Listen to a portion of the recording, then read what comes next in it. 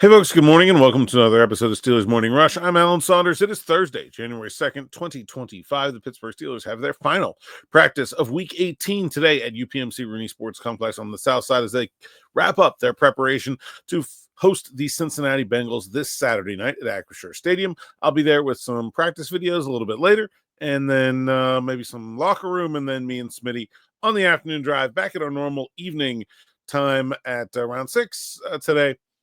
So make sure you like, subscribe, hit that bell for notifications here on the YouTube channel so you don't miss any of that. Today I want to talk about the Steelers defense. And coming out of the Chiefs game last week, there were some comments made by some players on the defense like DeShon Elliott and Alex Highsmith and Patrick Queen about guys not and Cam Heyward about guys not pulling their weight, about guys not being on the same page, about some effort questions. And immediately after the game, everyone was like, oh my God, who are they talking about? And, it was clear where the communication problems were in the Steelers defense. It was in the secondary. It wasn't, the defensive line doesn't need to communicate. Outside linebackers don't need to communicate. I thought the Steelers linebackers played much better outside of Patrick Queen dropping an interception, which doesn't have anything to do with any of that, than they had the week before. So, it was pretty clear we're talking about secondary issues, but, was it one guy? It's hard to say. And since then, I've talked to a lot of guys on the defense, both on the record and off the record. And I think it's pretty clear to me that no one was like singling out one bad guy. It was mostly just that on all of the Steelers' defensive problems, you have 10 guys doing the right thing and one guy doing the wrong thing.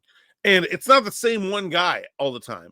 But when you have one person not doing the right thing or not being on the same page as everyone else, and you're playing a quarterback like Patrick Mahomes, it all falls apart. It just doesn't, he's too good to allow that to happen. And so I think that's what guys were talking about. And I don't think there's any personality rift on the Steelers defense. I don't see somebody that doesn't fit in or somebody that everybody else is really mad at on a consistent basis over the course of the season. I definitely think some guys aren't playing as well as they are capable of. And some guys aren't playing as well as maybe not playing well enough to continue to get the roles that they've been getting. But I don't see this I don't think this was finger pointing or scapegoating or any of that. I think it's just guys frustrated after the game. And I think once they saw it on tape and came in the next day, I think immediately that attitude kind of changed when you see that it is a number of guys that are causing these problems. And I don't really expect this to continue. And we're going to give our predictions tomorrow, and I'll sort of save some of this for that. But this defense is extremely talented. It's been a very good defense all year. The Bengals are good. I'm not saying they're going to shut them out, but coming off some rest, this defense should go out and perform back to the way it is capable of performing this week. The Bengals, while very talented, don't exactly blow your doors off with schematics. You pretty much know what they're going to do. It's not that hard. It's not that confusing. It's hard to cover them. Like, they just make it physically difficult. They'll beat you one-on-one. They'll make you take penalties, but they're not going to fool you a whole bunch. And so it would not surprise me at all if you see all of that go away this week. Whether the Steelers win or lose or play well or play poorly, I don't know. But I just, when you see something not happen over the course of a season very much at all, and in fact over the course of several years, and then a team plays 3 games in 11 days against its toughest opponents of the season, literally 1, 2, and 3, you should expect some things that are out of character. I don't expect to see Russell Wilson continue to struggle and turn the ball over the way he did the last 3 weeks either. Just there's no reason to. If you saw something happen in the most difficult point of the schedule, you say, yeah, okay, well, they're playing the Bengals this week. It's not that difficult. Probably won't happen.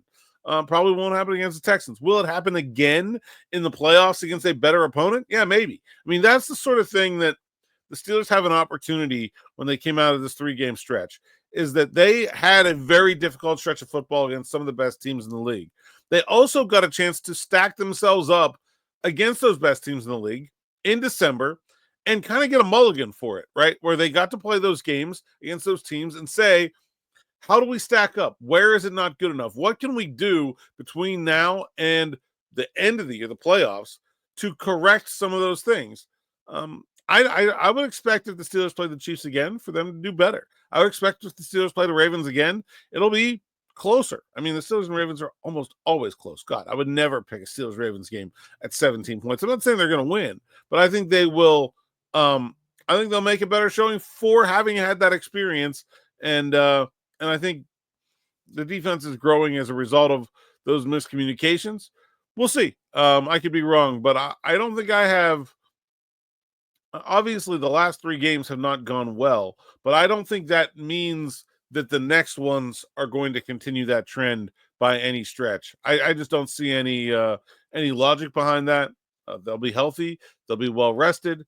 Outside of Dante Jackson getting added to the injury report yesterday, I don't have very many injury concerns at all. And so we'll see where he's at practice today. But that's kind of the only thing, man. I think this is going to be pretty much a full-go Steelers roster. And I think you should feel a lot more confidence that I'm getting when I interact with the Steelers fan base about the way this game is going to go and about the way they're ending the playoffs. That's all I got for today. Be back more with Smitty later on. Like, subscribe, hit that bell for notifications on the YouTube channel so you don't miss anything. Thanks for listening. Thanks for watching. Until next time, enjoy.